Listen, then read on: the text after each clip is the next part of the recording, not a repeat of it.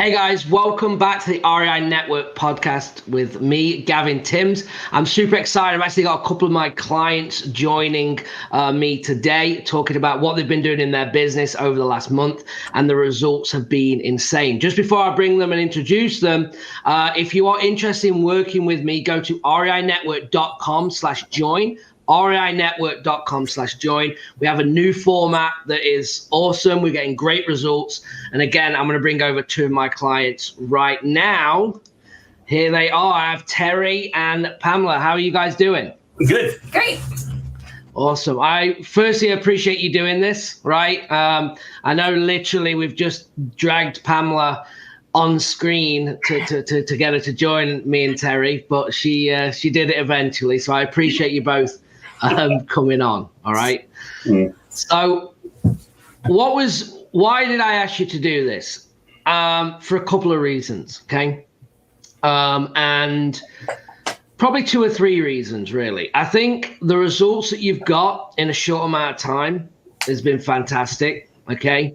And people listening or watching us, if you're watching us on YouTube or you're listening on the podcast, you're going to see through this episode exactly why they've done the deals that they've done, because of you'll see personality types and obviously just getting on with it.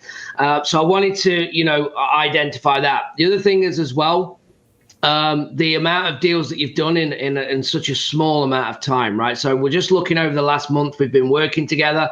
Now, Terry, with your background, you have been a flipper before. You've done marketing on the direct mail side, but nothing to do with really any other marketing channels. And you've always done it where you literally just buy the property immediately, right, for your own rehab. Yeah, correct. Either we tried some PPC, pay-per-click stuff. Yeah. It was okay, but it seemed like the amount of money we put out, the amount of money we were getting back in was not. But so direct mail was our main media, correct? Got it. Okay, so what we're going to be covering, we're going to dive back into, how they go into the business and kind of their link up here. But we are going to be talking how that these guys have got 6 contracts in closing, okay, in a month from new marketing. That is insane. 6 deals, 2 which are closed, 3 that are set to close. 1's about to go in escrow with 4 more contracts today, potentially to get signed, with also a portfolio. So when we're talking about massive action and can you make money in this business, 100%. And we're talking about hitting it head on. I only have a few clients that really where I struggle to keep up with, right? Which is a good thing because they're obviously driving it forward. So that's what we're going to be talking, exactly how they did that through this episode. But let's jump back. Let's start with you, Terry, and then we'll bring Pamela in and how that transition. So tell us a little bit about you and kind of your background. As far as construction, my mother actually was in construction her whole life. She got the Woman of Achievement Award. She built a lot of the houses downtown St. Louis. So I grew up kind of swinging a hammer. I started my own in '82. Went through McBride & Sons training with how to be a framer, how to be a finisher, and then went on and did some stuff to learn how to do drywall and drywall finishing. So I've always been kind of hands-on the construction side of it. Yeah. Okay, awesome. And then what was the big thing when obviously you came into the program and I'm always honest, like you guys are the drivers here, right? You make it happen, not me. So I don't want to make out that I'm like, oh, you only were successful because of me, because that's far from it. But what made you want to get involved? What have you created to go, actually, we need to get better systems, better marketing and things going to do more deals? Why? What was the thought process there? We knew we were lacking in repetitive business. So, we were kind of hamster wheel walking. So our marketing. So we would send out a marketing letter, and all of a sudden, we'd get blasted with 140 phone calls, and had to scramble to just get the 2 or 3 best ones, and then everything would die, and we'd have to do it again over and over again. So we knew that we were missing something, that something wasn't right. And then we watched the podcast of yours where you'd made a statement about closing 4, and then over the next 6 to 7 months, you closed like 50 on follow-up. Yeah. And so that kind of, with me and what I was doing, because I'm a great one-time closer. If you put me in front of somebody, I'll do almost everybody, especially on the phone or in person. The other thing we noticed too, that when we watched a lot of your stuff, Pamela here is a singer in a band, and so that's one of her biggest hobbies. But she's never done real estate before, and we noticed the way you handle a lot of new customers and how you took them by the hand, and even people that never had any real estate experience, and you walked them through. So it was a really good fit for us. You had the systems and the follow-up that I was looking for, and you had the patience and the beginning knowledge to help Pamela with to move to the next stage. Yeah, no, I appreciate that. And then Pamela, you got involved, obviously leaving your job, you joined, and we had them conversations, and it was kind of amazing to me because I was impressed the deals that you'd done from one-time closes, and I talk probably about on every call, it still blows my mind, where we couldn't be so far apart, where my close ratio is much more. And a lot of it's to do with the marketing. Well, maybe, but you're still closing deals. Obviously, you've got 6 in a month, so maybe I'm doing something wrong. But the follow-up side of it, when 90% of my business comes from follow-up, and you're so front end heavy on them closes, I'm like, if you're doing, let's say, 3 deals a month or 2 deals a month, you should be doing 6 or 8 deals a month, total from that follow-up, right? And I know that's kind of something that we've been working on. And since Pamela's probably been working for maybe 4 weeks or 3 weeks in the business, Pamela, you've already got one-off follow-up though from about 3 months. Is that right? Right. One from 3 months, you said? Yeah, 3 months follow-up. Was that the one that you locked up? Yeah, Angela Kittner, yeah. Yeah, so, but you see, like, the difference that wasn't happening. So my point is that when you got on the phone of the follow-up from what was coming in, right? Give me 1 second, she's got to grab something real quick. Right. No problem. Yeah, she had something in the stove and it went off. No. Right. So yeah. So she followed up with this lady, and it's going to be a really nice deal. It's a $400,000 property, and we got it under contract for $220. It's closing in 2 weeks. The lady actually kind of blew me off because she really didn't like trust guys. So Pamela took over the follow up on it, and her personality were pretty much alike. Both of them had worked finance in a previous job. And so she created a rapport, and Pamela was able to get the contract inked, where probably if I had kept pushing, it'd been really hard for me to do. Yeah. But the good thing is that obviously that's a huge impact immediately, right? By taking that, and that's the point. And as soon as you see, wow, if we did one of them, which Pamela did, right, was understanding that situations change, understanding that, Terry's personality is closed today, right? If you're not closing today, I'm going to go to the next. And it's almost like that's brilliant, and that's needed in our business, because it's you're in the business to make money today, right? And that's what everyone should be doing. But at the same time, we've got to be picking everything back up to go at it again. So I think doing that follow up is huge for you guys to identify, wow, we've actually made whatever you're going to make on it from that 3 months of follow up though, and doing more of that, because the more you do, the more you're gonna see. So that's really good. Okay, so let's talk about. So we came on, and we've been doing cold calling. We've been doing text messaging, right? And we understand, as I teach everyone, text messaging is a very fine line. It's going to go away, right? But it hasn't yet. And I actually got some stick for saying double down on texting before it goes. And people are like, that's a stupid idea. And I'm like, well, that's an opinion. But if you're doing it the right way, and you're not texting people when they're saying stop and the DNCs, and you're doing what you're supposed to be doing, then you should be fine. And again, when it stops, then obviously stop, just like why we don't do ringless voicemail anymore. And obviously you've been following that method. And we started off with, when we set up a system, it's almost like you want to set up the basic thing, right? You want like a basic foundation of maybe one VA, you're doing some calls, you're doing this, and then very quickly you can then go to 2 VAs, to 3 VAs, and you can start to grow. And what I call is a marketing machine, right? Is that you literally can just play with the amount of leads that you want. The more that you feed the machine, the more people you have working the leads, the more it's going to spit out. And it's just literally a revolving thing. And I know I think we were probably, Terry, and if I remember rightly, I think we're about 3 days in and you wanted a second VA. Right. Yeah. You were like, okay, let's go. I'm ready. Like, well, yeah, that's my personality. Let's go hit it. No. So. Yeah. Definitely personality. But you slowed me down. Pamela slowed me down. We just put our second VA on today. So nice. Yeah. Nice. And you've already got the cool thing is, again, you've been doing texting yourself. The reason is we talk about why should you do the texting yourself, because obviously getting them on the phone immediately is absolutely critical. Yes, you can use a VA, but you've got to make sure that you've got to watch that lag time. So if we go to a VA texting, what I suggest that they do is immediately alert you saying, hey, we got one, get on the phone with them right now, copy that conversation, and then you can basically run with it and kind of, work that lead. And we took another one of your, your suggestions was to take and get maybe, like a daughter or something. I had a daughter who's in between jobs who, I put to work immediately. Pamela went through and used one of your podcasts and set up all the campaigns, and then went back through a couple of days ago and set up all the quick replies. So now we have our daughter my daughter who is doing all the texting for us now, sitting at 1,000, answering, getting through the, the wrong answers and I don't want you to call me anymore.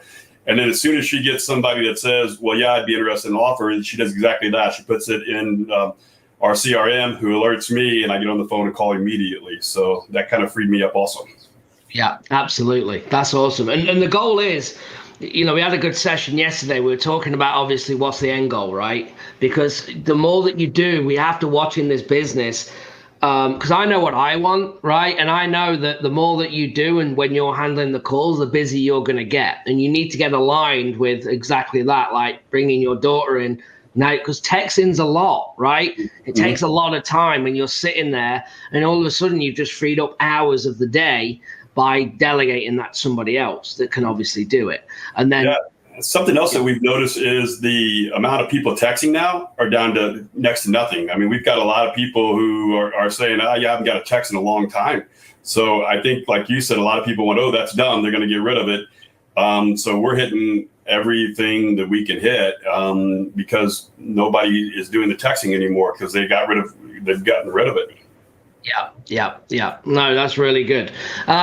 Okay, so let's talk about these, some of these deals. I know you've closed one. I think you closed one at 19.5. I think that was Profit. The first deal. Yeah, we closed one at 19.5. We just closed one that you were talking about. We bought it at 37 and closed it at 66, and Pamela closed it in one day at 66. And it's already funded, and so she did a great job there with the marketing of it. We've got another one that we are closing Thursday. We bought it at 80. We're double closing at 100 on that day. So we're going to, by the time fees and stuff are done, we'll make about 19.5. And then we're picking up another one that's closing at the end of the month. It's a hotel that we did. We bought it at 115. We cleaned it, threw it on the market. Pamela got a buyer at 142 for it, and she got a buyer in the same weekend.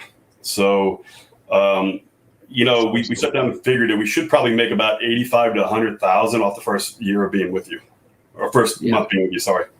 Yeah, that's insane. That's great. I mean, I love it. It's 100K turnaround is pretty impressive. And to be fair to Pamela as well, you're brand new and you've kind of slotted in and kind of just, making it happen, running with it, which is amazing. I think for people watching this, it's almost like it's easy to work with because you just get on with it, right? You just do it and it obviously works, right? I think a lot of people is that they want to go, well, yeah, what about if we do it this way? Or what about if we do it that way? And I'm like, well, just do it the way that it's working. Like Everyone should be testing. There's nothing, everyone that I work with, like when they make, like you guys now making money, you might go, well, actually we do this now, we've tweaked that and it gets better as well. You're in a position to warrant doing that, right? Because it's working and you're trying to make it better and you're making tweaks. It's nothing worse than someone going, I've never done a deal, I'm going to start messing around doing everything but you said. and can't get a deal done. Like where, obviously, Terry, I know your personality is 100 mile an hour, right? And you're the sales guy. So how do you guys work together? Like, how does who's doing what in the business? Like, how's that working right now? So Terry really just kind of runs, obviously, full speed without stopping, and leaves a trail behind typically. So most of the time it's me kind of cleaning up behind and kind of setting a path to get it going too. So the organization, the administrative part, the making sure we're following up on a call, or, you know, the daily to-do list, or here's what's set for the week. Those are more the things that I handle. And he's the speed racer out there just pounding the ground and in people's faces. So. Yeah, no, but at least you understand that, right? So you're playing to each other's strengths. Right. And my team says to me, they say it's like having a fishing net, right? Where I'm just going and they're just trying to catch things as it goes past me. Like they're just trying to like catch it and then organize it, right? Right. So I 100% see it. You know, we want to cut every corner and just go, just get me on the phone. And I do it still today. People are like, well, this is the process. I'm like, just give me the number and I'll do it. And I forget, by me doing that throws the whole process off. So it is a learning thing, and it's slow down, wait, because if I do that and that solves the problem for me, but then everyone else is like, well, how did the call go? What's next? You haven't done anything. You've not updated it. And I'm like, oh yeah, because I didn't follow that process. So it is something to battle with. But when you get these processes in place, and you understand that the back end, you can literally then massage the marketing. And when we open up another market, right? Because I know that's the plan, is to go into a virtual market. And once you have the marketing machine right now, so that can be turned on, and we can market anywhere, no problem. Like that's easy. Generating now is easy. The hard bit is, well, what do we do when the lead comes in, right? Who's going to go on the appointment? Who's going to show it? Who's going to do the pictures? Who's going to dispo it? And that's the bit that needs work in a virtual market, because then once you have that foundation, you can then just turn on the faucet, more leads, and you can be in 10 markets if you want, or whatever you guys want to do. So really good. Pamela is awesome, like you said, at understanding the CRM that you set us up with. And your VA, who's really helped us through the CRM and has taught us, because you have that class every Thursday, the CRM, that is working really well. And it's nice to have the resource to be able to come back and say, how do I do this? How do I do that? That works fantastic. And she is kind of like a net. Like yesterday's show, I took 4 calls during your show yesterday, and all of them I threw notes at her and said, here you go, put these in. And she's looking at me like I'm on this show, and I'm like, no, we got to get these notes in here. I don't care about this show. And I get the notes in. So it is a work in process. The one thing that we really try to do, though, is once dinner time comes, we stop with real estate and we sit down and we turn the phones off, and we try to spend some time. This morning, breakfast was what we did. We cooked breakfast together, and we took time and we just kind of talked about, our workout and our eating and how we're going to do different things. And we turned real estate off. And and like I said before, Pamela's got a hobby. She sings in a band. She's a lead singer. So, and then, she tries to do her hobby on the weekends when she can. And then I play volleyball for a national traveling team. So I'll take off on the weekend and play. So, working together really works well, but you also got to kind of have a little bit of time apart too, Yeah, I think that's really important. And a lot of people listening are going to be, husband and wife or couples, right? Having this very problem. Me and my wife, we don't work in the business together. She does help me, but it's kind of like the handoff. Once she's running it, and I'm not involved. Because, again, just our personalities, it doesn't work, and a lot of people can work together, but you just need to understand that. And I think the biggest thing that you've just said is the turn off, because I was worried about her coming into the business and working. Is I don't want to just talk real estate. When I'm done. I don't want to talk about a deal in the evening. I don't want to talk about what marketing or why a deal fell out or whatever, the good and the bad, right? I just don't want to talk about it. And the easiest thing is well, don't get involved, then we've got nothing to talk about when it comes to that.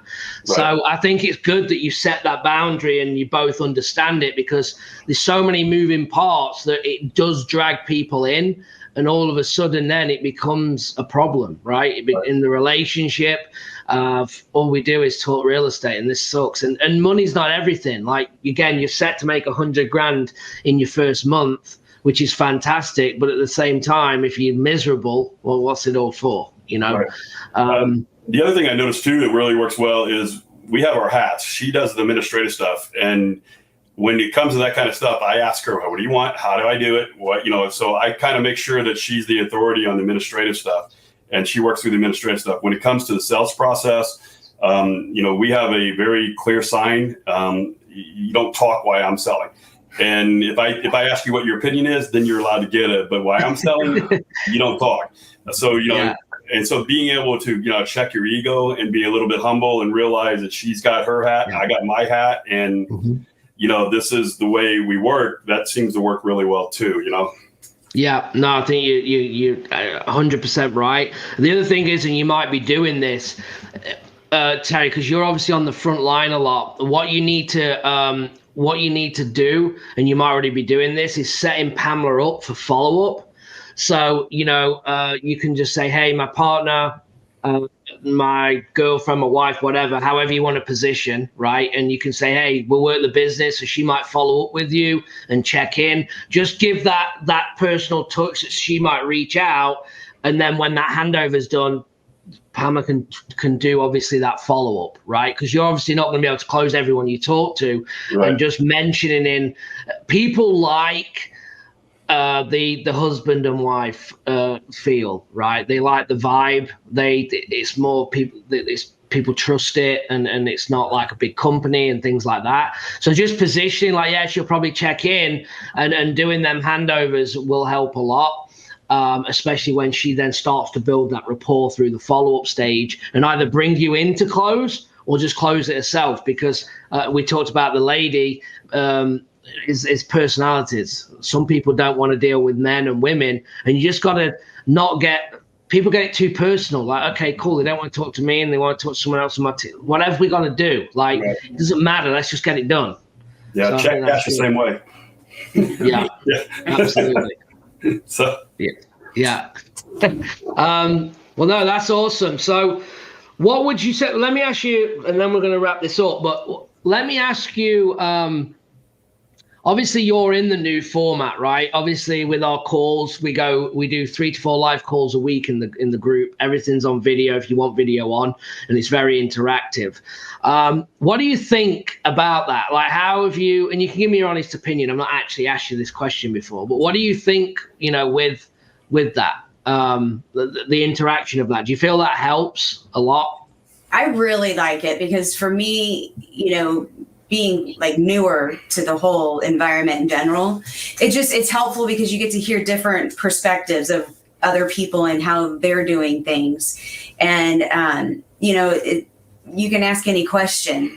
And a lot of times someone else has already gone through that experience, or is having difficulty over in this side of the system, or this is what they've done, and they have something to share as far as like being able to navigate it differently, or just a whole different idea that maybe someone else hasn't shared yet, and, maybe like for Terry, it's something he's always done, but someone else in the group never even thought of it, or vice versa, so it's kind of helpful in that, because you kind of have that camaraderie of even the whole group environment, just giving their own feedback and the different ideas of the way they've handled the things. So that's been really helpful for me.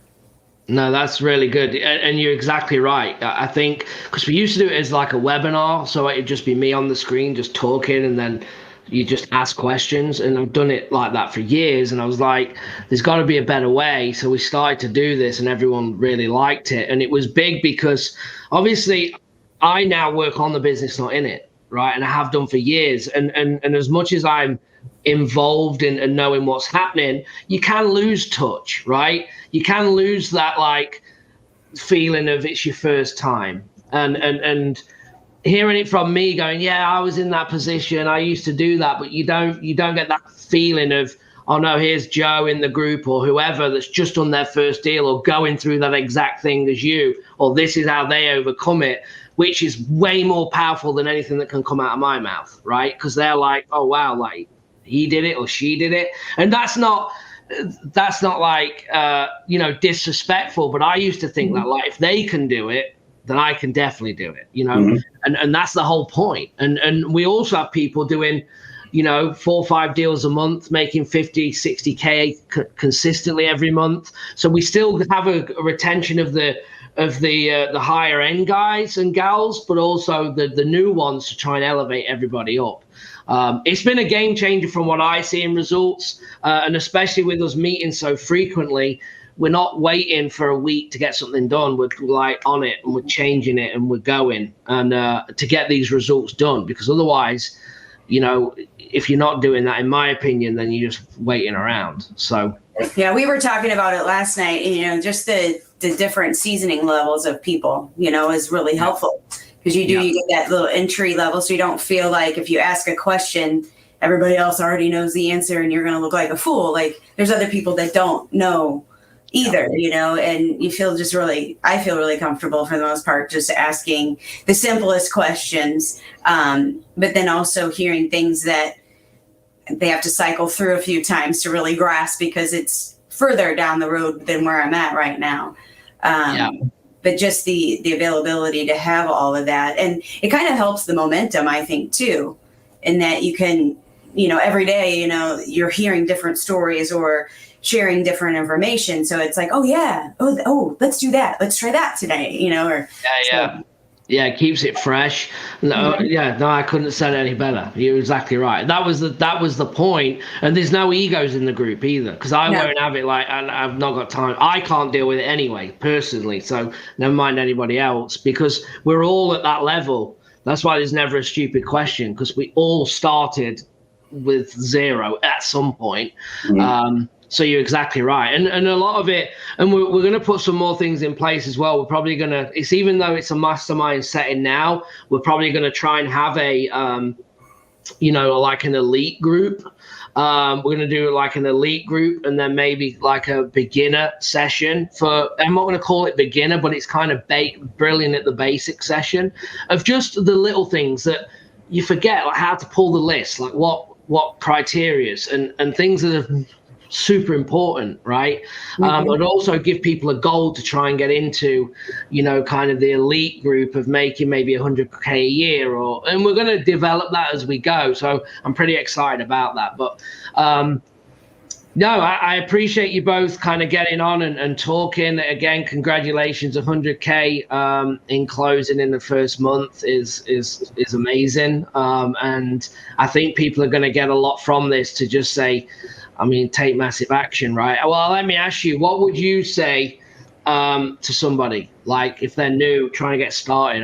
What would your advice be? And you might have 2 different answers here. To me, it would be exactly what I did. I didn't try to change your system. I came on and said, okay, you're successful. You show me your system. And you set your system up, and I ran your system exactly like you told me to do it. You said, run 2 VAs, do this, do that, do that. So I just put 100% faith in you. And I said, the next, 90 days, I'm not going to change anything that you do. I'm going to go exactly what you told me to do. And I'm not going to change it. And if I have any questions, I'm going to call you directly, or I'm going to call Rob or your VA or somebody else directly. And I'm going to say, okay, here's my question that I don't understand on your system. And you guys have been great to respond. The system has worked better than I thought it would work. I've heard a lot of negative about like VAs, but the way you set your VAs up, everything's been positive. So you got to trust the system. If you're going to pay somebody to teach you something, then you need to let them teach you what they need to teach you. And then, like you said, maybe in 6 months or 9 months down the road, maybe change it a little once you got some experience. No, I appreciate that. What about you, Pamela? What would you say on the, someone's new?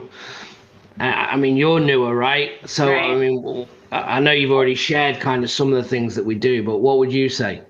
I think, the biggest thing is just get out there and do it. I know at the beginning it was Terry was doing this training alongside another portion, and it was, get out there and just get the deal. Just put yourself out there. And I think, on the one that I did, where Terry was kind of the bulldog and we needed like the calmer, quieter, slow processing person. I was scared to death. I'm like, I've never done this. I don't know what to say really. And I fumbled my way through it and it worked, but some people just need to know that, you're trustworthy and that you're there, and that you're kind of listening, and that's the part that they need. So you never know what you bring to the table that someone else might need, Absolutely. No, that's awesome. Well, I appreciate you both. So thank you again for, coming on, sharing your story. I think people are going to get a lot from this. Guys, if you want to join our group, go to reinetwork.com/join. And these are two people that prove that it works. Okay. The results have been insane. Talk about 10 times your investment. That's exactly what's been done. So if you're interested, get in touch. We'll have a conversation. And we're more about, by the way, it's not if you have the money, it's about the personality. You've got to be willing to give, to share. And it's more about the personality. For anyone that's in the group and knows me, we don't have anyone, because I won't have it. And anyone that they talk to coming in, it's about, if they're not going to be a good fit, it's a no. I don't care if you've got $1 million. I'm not interested.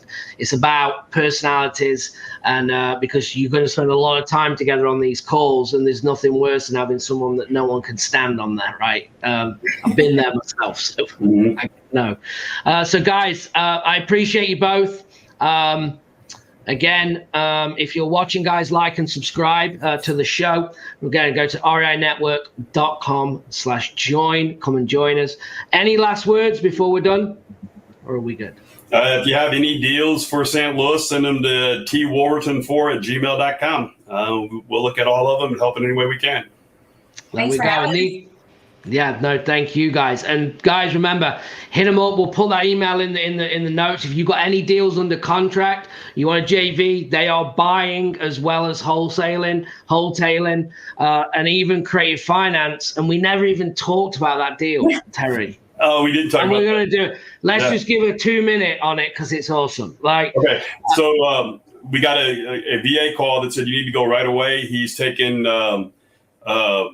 he's interviewing people right now, or he's taking contracts now. So we ran out, showed up, and he's sitting on the porch, and there's like 3 people inside. There's a guy from Israel doing virtual. There's another guy out of California doing virtual, and then 2 local wholesalers that are there. And everybody else ran in and started taking pictures, and we sat down next to him. And so we sat down for quite a while and talked to him, and then everybody came out and they talked to him for a few minutes and handed in their contracts, and we continued to talk to him. And then we walked the house with him. We took him inside and we kind of walked it with him and talked to him about it. We found out that he wanted 70. He had a couple offers at 75, 77. He had a couple at 67, 68. After talking to him, he felt so comfortable with us. He said, "Hey, I haven't eaten. Can we finish this conversation over lunch?" So he took us to Cracker Barrel, and we sat down over Cracker Barrel, and we talked about the deal. And then while we were talking, his mother had died, and he had a probate deal in Florissant that nobody had ever even asked him about. And so we talked to him. We got $70,000, and we made an agreement to go look at the Florissant house. We went over and looked at the Florissant house. This house is immaculate. It is unbelievable. I would live in it and do nothing to it. And it's valued at 160, 165 as it is. It's 3-bedroom, 2-bath. And he said, "Well, if you'll give me 130, I'll take it." And he goes, "My biggest problem right now is taxes." He said, "I'm so worried about capital gains because of the inheritance stuff." And I said, "Well, if it's taxes, why don't we just give you a little bit each month? And then that way you don't have to claim it." And the guy said, "Well, I've never heard of that." So I sat down and explained to him how he could get around capital gains by doing a seller finance deal. but that it had to be, 8 years to go through Dodd-Frank. He perked up and he said, that sounds perfect to me. So we ended up getting the house under contract for 8 years at $900 a month, and it'll rent out at $1,500 a month, and we don't have to do a thing to it. For 8 years, 0 interest, 0% down, all because he was afraid of paying capital gains. Amazing. Right. So going that extra yard of just investing in people. I think, we could talk about 100 things, but I think that's the important thing that we do, right? You invest in the people, not the real estate. If you invest your time in people, the real estates just will come. And I think that's exactly what you did. You solved the problem. What's the problem? Capital gains. Well, this is how we get around it. Genius. He's more than happy. You've not mentioned about money down, right? You didn't get into, I think this is really important from a sales guy that's done it, is that people will use words that get them in trouble. Like, well, how much interest do you want? Or how much do you want down? He's not asked for interest. He's not asked for a down payment. So don't come out with things that have not even come up in conversation. You just expect that they don't want anything down. You expect that it's 0 interest, and you're solving the problem. You come up with a monthly fee over the allotted time, and that works. And then if they say, well, how much will you give me down? Or, hey, is there going to be interest on this? Then you can cover that objection to work that in the deal. So that's awesome. Great job. Right. Yeah. And nobody in front of us built any rapport with this poor guy. I mean, they just would run by him and hand him a contract and, and then let us know. And, and so we just sat down on the steps with him and just let everybody run by. And we were there 45 minutes and everybody was gone. We were the last person standing there talking to him. And we talked about him and his girlfriend and his kids and his business and how he put in, invisible fences. And we never actually even brought up the house until he asked us if we were going to walk it. And then we're like, oh, yeah, we probably ought to get to that. So, no, absolutely. It's game changing. But that's, again, why you're doing, what you're doing. And I think people need to, but also understanding, and it takes experience, doesn't it? Like, how you obviously sense that there was something there. You're not going to go to lunch and spend 2 hours and he wants 50 grand over retail. Right. You obviously knew that from the numbers we're going to work on the first house, it was leading to another. So it all kind of was aligned and made sense. Right. And really you told us about reaching out to property managers, that they always have buyers, property managers. And I actually have some rental properties myself. So I called my property manager and he goes, oh, yeah, I got 4 people out of California looking for everything you had. So going there, we already knew that we probably had a buyer in hand. We already knew that these California guys were looking in this area, that they were looking, in the 100 to 110, right? Because to them, 110 is unbelievable. They can't believe you can buy property for that. And so when he sold us 70, we're like, ink this, So we just had to take time and make sure we built rapport to get it done. Yeah, no, absolutely. And the property managers and the realtors, they're the game-changing contacts. They really are. Because if you're an out-of-state buyer and you want a rental property, who are you going to call? A property manager? Or a realtor? That's what you're going to do. They're not going to look for us, the wholesaler. They just want to go, this is the person that's managing. Will you find me deals? Right? And that's why your property managers are so important to doing deals. So. Really good. Well, guys, I appreciate you. I know we just nearly wrapped up, but then I was like, damn, I forgot that's a key thing there. So, look, I appreciate you. Thank you for joining us. Looking forward to, continuing to work and kind of grow and see what you guys do over the long term. So thank you. And guys, if you're watching, go to rinetwork.com/join. Make sure you like and subscribe. Appreciate you. Thanks. Thank you. Thank you. Bye-bye.